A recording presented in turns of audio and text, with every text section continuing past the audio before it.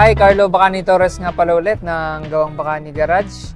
Today, papakita ko po sa inyo itong Honda Giorno Time Modern Concept. Pagmamayari ng aking pinsan na si Almiro Torres. Itong Giorno na to, madami na kami pinalitan. Try say natin. So, ayun, dito sa baba, ginamitan natin siya ng carbon na RRGS na front suspension. Then, ng Brembo, 2-pot, red logo. Ginamitan din natin siya ng HYB na brake lines with HYB na quick release. Then sa rotor disc naman, ginamitan natin siya ng rotors na Kamui. Then sa mags naman, SGR by Speed Mode ang mags. Then sa tires naman is Diablo Rosso Scooter SC. Dito naman sa ibabaw, pinalitan natin siya ng Brake Master na RCS, Brembo RCS. Then naka-tank, fluid cap na Brembo. Side mirror delete cover na Kamui.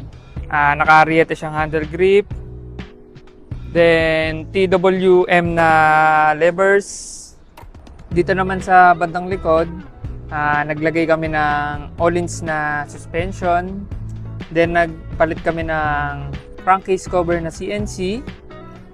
Then naka-Kamui na brake arm. Naglagay din kami ng aluminum brake cable cover. Dito naman sa kabilang side, naglagay kami ng aluminum BRD radiator. Naglagay kami ng Jace Racing na CNC swing arm. Of course, KOU na pipe by Rowan Philippines. Then MTB Suphanburi na flat seat by Speed Mode.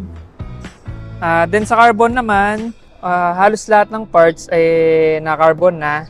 Then nung carbon nga pala natin is gawa ni CJ Garage.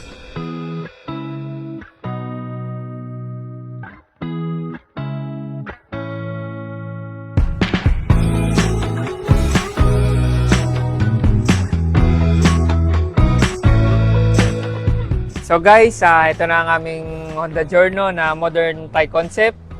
Muli, ako si Carlo Bacani Torres ng Gawang Bacani Garage para sa All About Wheels Manila.